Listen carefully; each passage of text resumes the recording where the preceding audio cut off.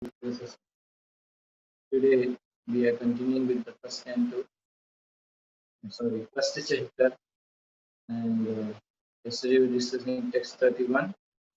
Today we are supposed to discuss text 32. Okay.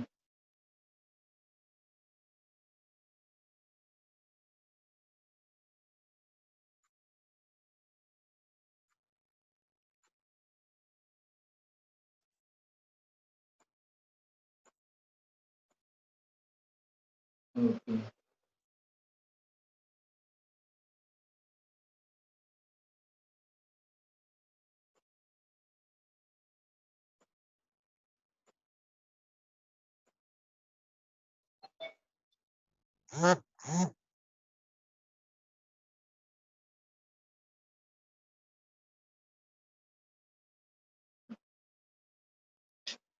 Okay. Sorry, we discussed till 35, right?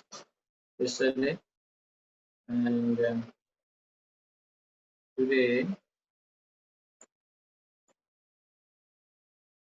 35 is over, and now 36. 36 to 38, Arjuna will speak the third argument, which is the fear of sinful reaction. Okay. 36.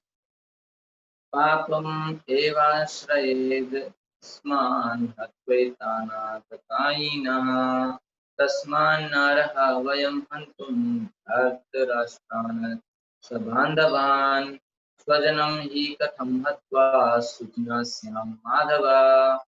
Papam. Okay, translation. Sin will overcome us. Arjuna is saying now. Two argument. He's already said that I am becoming because of out of compassion. I don't want to fight. Second thing he said because what is the use after fight? Everybody will die, and with whom I'll enjoy the kingdom. So there is no enjoyment. Okay. Now I am having.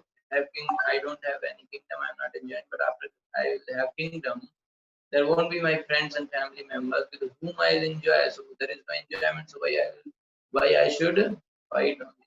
Now third thing is saying that sin will overcome us if we slay such aggressors. Therefore, it is not proper for us to kill the sons of Dhritarashtra and our friends.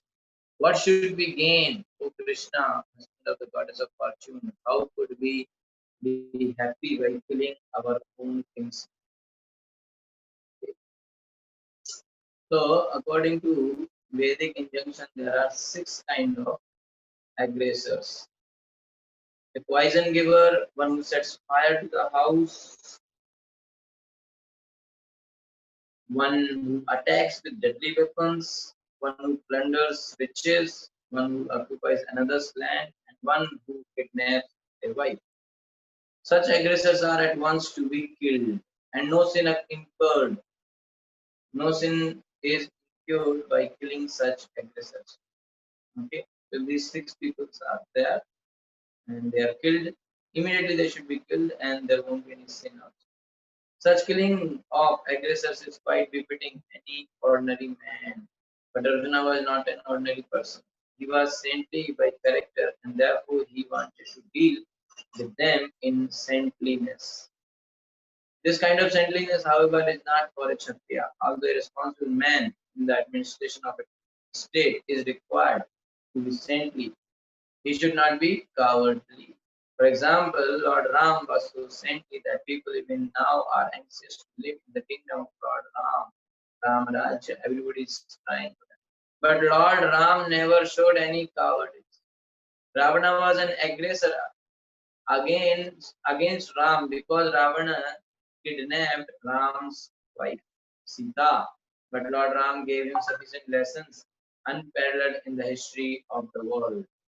In Arjuna's case, however, one should consider the special type of aggressors, namely his own grandfather, own teacher, friend, son, fiancé, etc. Because of them, Arjuna thought that he should not take the severest step necessary against ordinary aggressors. Besides that, saintly persons are advised to forgive. Such injunctions, such injunctions for saintly persons are more important than any political Arjuna considered that rather than kill his own kinsmen for political reasons, it would be better to forgive them on grounds of religion and saintly behavior. That's what Arjuna is thinking. Based on political reasons, I'm going to kill them. So, but better is based on religious and saintly behavior, I can forgive. So he did not therefore consider such things profitable simply for the matter of temporary fortune. Okay, so you may be thinking that maybe it is for my godly happiness, why to kill them? I will forgive them. After all, kingdoms and pleasures derived therefrom are not permanent. So why should he risk his life and eternal salvation by killing his own kinsmen? Anyway, this kingdom, if I get after this killing, that won't be permanent. But then for some temporary thing, why I have to kill my relatives and get sinful reaction? So Arjuna's addressing of Krishna as Madhava or the husband of the goddess of fortune is also significant in this connection. Madhav means the husband of Lakshmi or the goddess of fortune. So he wanted to point out to Krishna that as the husband of the goddess of fortune, he should not induce Arjuna to take up a matter which would ultimately bring about misfortune. You are husband of goddess of fortune, so you are supposed to give me fortune, but you are inducing me, you are putting me in a situation where I'll get misfortune, I'll go to hell, I'll incur so much sinful reaction. Okay. Krishna, however, never brings misfortune to anyone, to say nothing of you. Generally, Krishna don't bring misfortune to any personality. Then what is the point here saying that Krishna will bring misfortune to Arjuna? Okay. So like that, Arjuna is having this fear that maybe I'll get sinful reaction, and because of that sinful reaction, I may not, I have to suffer or like that. And anyway, what is the point here for temporary thing? Better based on the religious principle, I should forgive him. Okay, so here it's like so much. Here Prabhupada mentioned the five kind of aggressors can be killed and there won't be any sin. Pandavas suffered each of these forms of aggression. Five are there. Okay, what are the five? Like Prabhupada here gives five things now. That a poison giver, somebody gives you poison, you can kill him. One who sets fire to your house, third. One who attacks with deadly weapons, and one who plunders your riches, and one who occupies another lands, or one who kidnaps a wife. The six things. Okay, six aggressions. So the Pandavas suffered each of these forms of aggression at the hands of the Kauravas. Okay, Kauravas gave them all sorts of trouble. Okay, these six things are the main, and these were given to them. So they were given poison and all. So Duryodhana fed Bhima a poisoned cake so that Bhima can die. And he arranged for a house of lac to be built for the Pandavas and conspired to have it set ablaze while they were sleeping. Uh, that was like Vidura who saved them, otherwise problem. And Shakuni cheated in the dice game and plundered all their wealth. The Kauravas then occupied the Pandavas' land. Finally, they stole Draupadi by foul means and during the dice game and once when Jayadratha had attempted to kidnap her. Once Jayadratha also tried this and in the dice game they also tried to make her make it. Okay. So Arthasastra, as per Arthasastra, these such aggressors who do these six things, even one out of six, they should be killed. So why then does Arjuna say sin will overcome him by killing him? Arjuna, how can he say that? Because anyway they did this, Kauravas did this sixth thing. So if Arjuna kills, there won't be any sin. So Arjuna should not worry that there will be any sinful reaction. So according to Srila Vishnu Thakur, Arjuna is speaking from the level of Dharma Shastra. That is from Artha Shastra, that is from Dharma Shastra. Not Artha Shastra. Dharma Shastra, which is more authoritative, propounds that killing one's friends and relatives is never permitted. So different shastras they are quoting. Okay. Now further he will add some more in the same loss of fear of sinful reaction. This is his third argument. So something more he will add. यद्यपि एतेन पश्यन्ति लोभोपहतचेतसा कुलक्षयकृतं दोषं मित्रद्रोहे च पातकम् कथं न ज्ञेयं स्माभिः पापादस्मिन् निवर्तितुं कुलक्षयकृतं दोषं प्रपश्यद्भिर्जनार्दन वो Janardan Arjuna is saying, "O Janardhan, although these men, their hearts overtaken by greed, see no fault in killing one's family or quarreling with friends. Other party, they is already overtaken by greed, so they are not seeing any fault in killing our side. They are because they are so much uh, forced by their greed and their lust. So why should we, who can see the crime and destroying the family, engage in these acts of? They are not able to see, but we are seeing no, that they are family. So why we should destroy them? Other parties too much in forced, overtaken by greed, so they are not seeing that the family is going to be destroyed. But we should see. So Kshatriya is not supposed to refuse to battle or gamble when he is so invited by some private party. Under such an obligation, Arjuna could not refuse to fight because he had been challenged by the party of Duryodhana. In this connection, Arjuna considered that the other party might be blind to the effects of such a challenge. Arjuna, however, could see the evil consequence, could not accept the challenge. Obligation is actually binding when the effect is good. But when the effect is otherwise, then no one can be bound. Considering all these pros and cons, Arjuna decided not to fight. Okay. So, in this way, Arjuna decided that I will not fight. So, this was his third argument. Okay, so I'll show you this thing.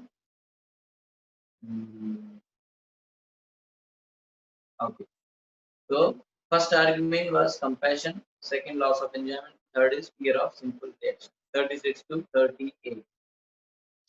So all these arguments will be answered by Krishna. Krishna will justify everything in the second chapter.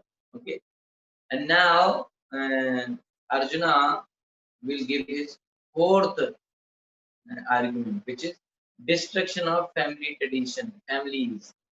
And, so we'll see that. 39. Kulakshaye pranashyan. So for previous verse, okay, let's first read. Kulakshaye pranashyanti kula dharma sanatana dharme nashte kulam kritsan adharmo bhi avlakyuta. Arjuna is saying that we will kill these men, then what will happen? All the men will die and the family will be destroyed. And then with the destruction of the dynasty, because men are not there, the eternal family tradition is vanquished. Men are supposed to follow traditions and then it will be vanquished. And in this way, what will happen? Thus, the rest of the family becomes involved in irreligion. Okay, when family tradition is lost, men are not like senior members of the house or the home are not following the proper rules and regulation or the rituals. Then what will happen? All the tradition will be lost. Okay, so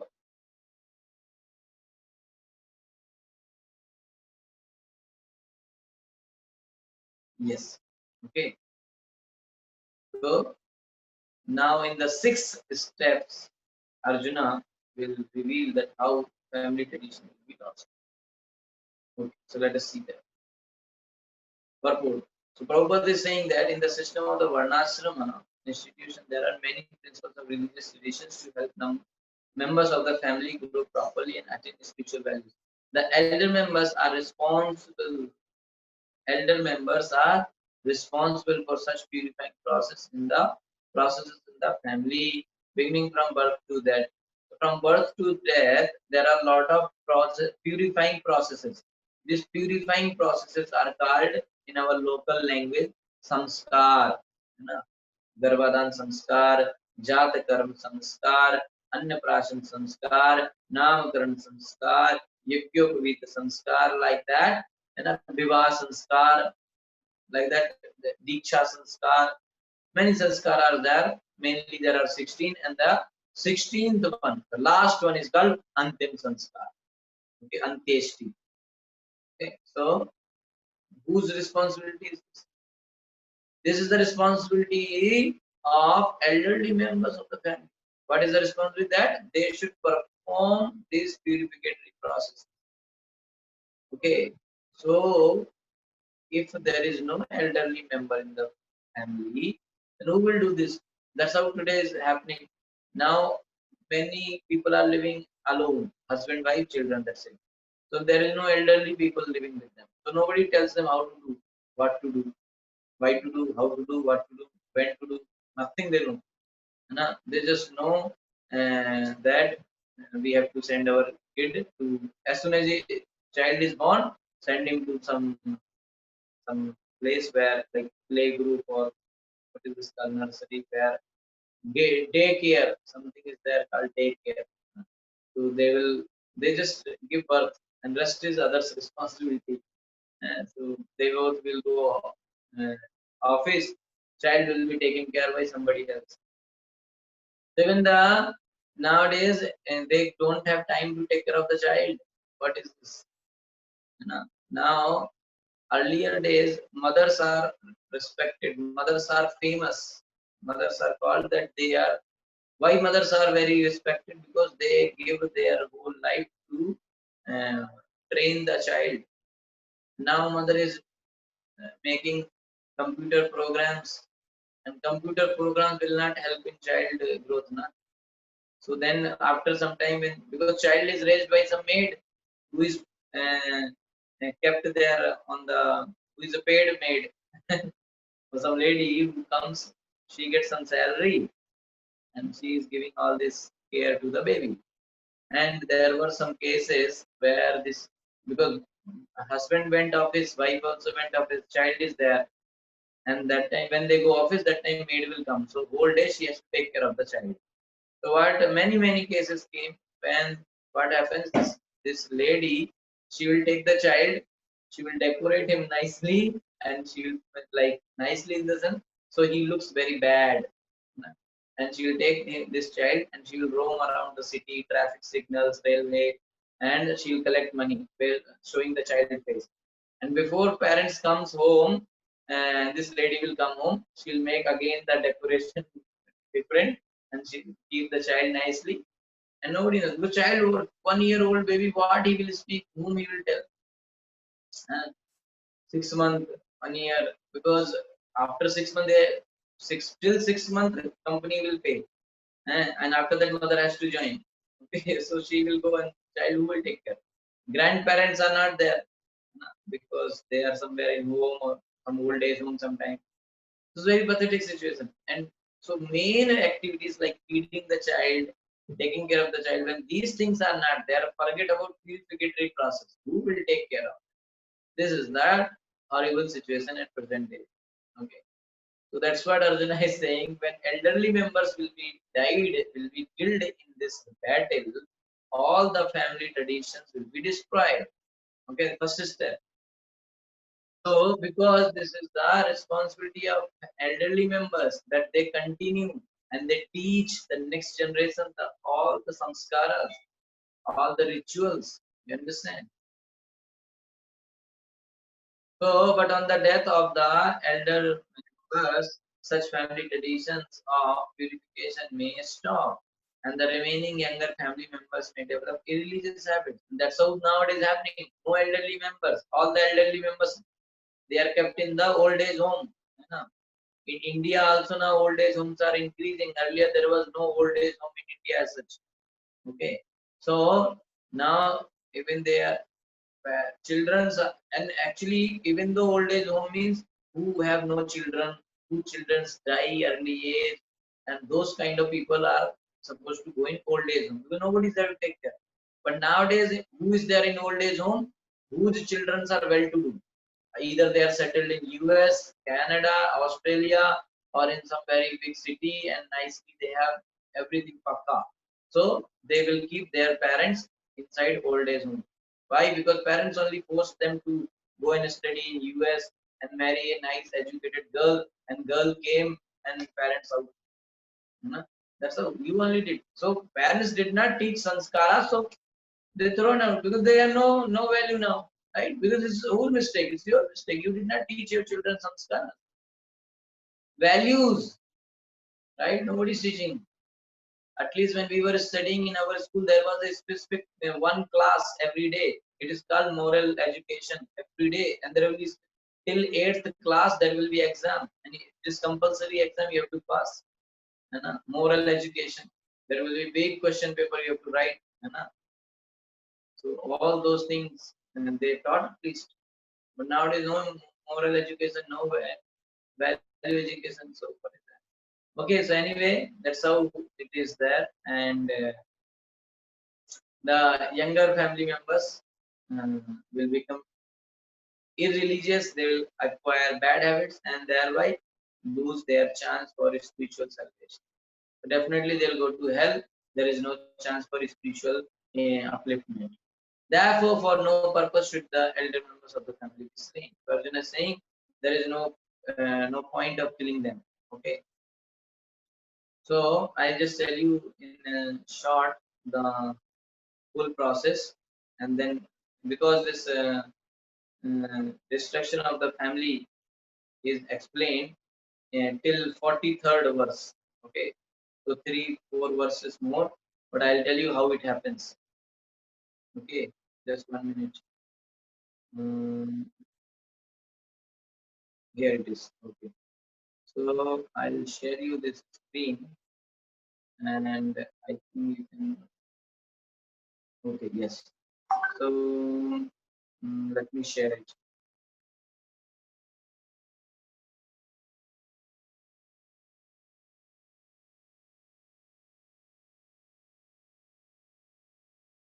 Okay, so I hope you are able to see. So fighting, Arjuna is saying fighting will cause the following 6 steps.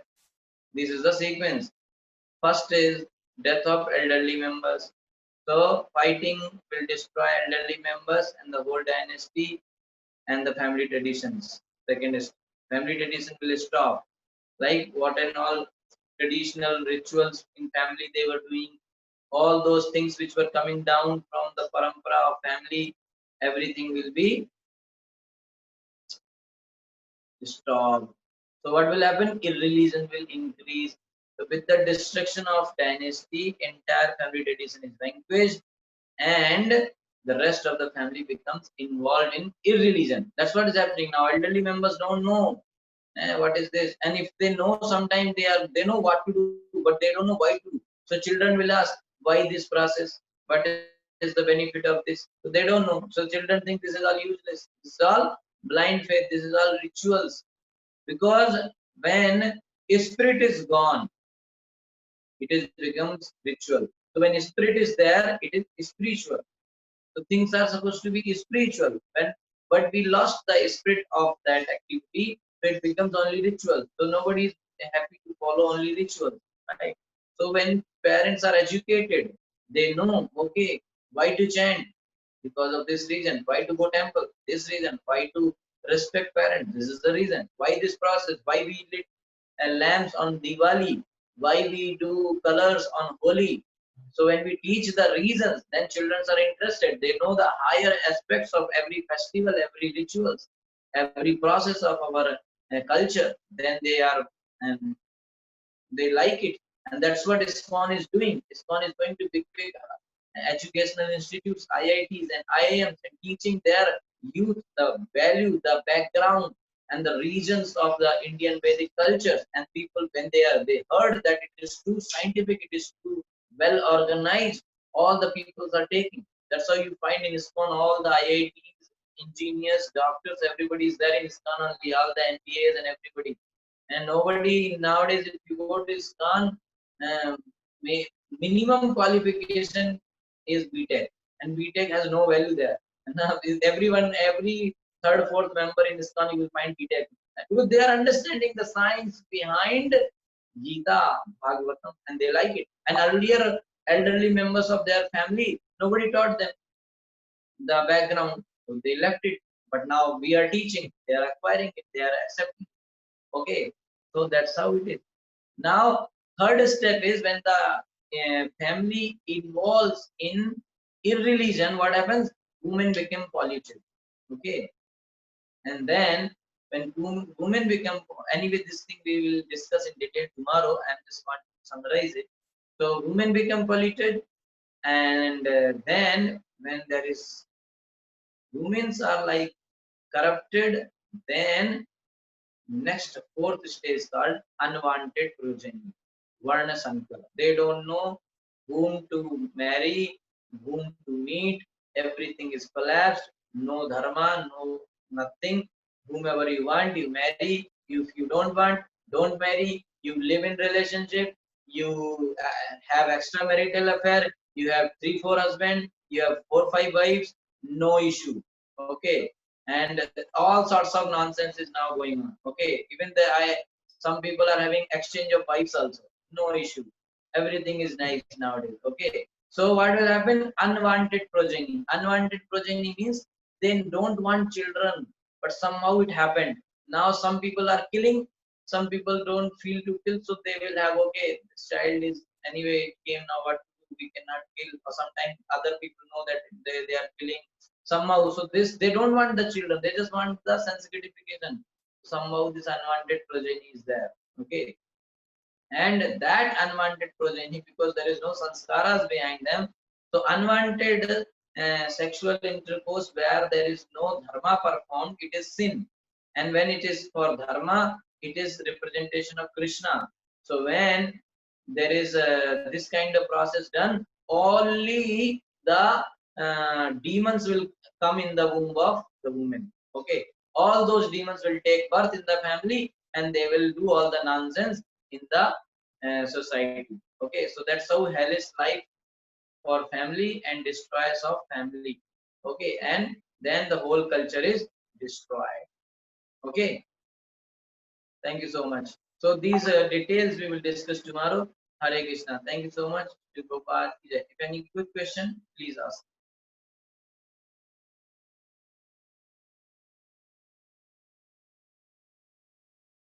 Okay, so anyone who is also joining Srimad Bhagavatam class 8 o'clock, they can join. Hare Krishna.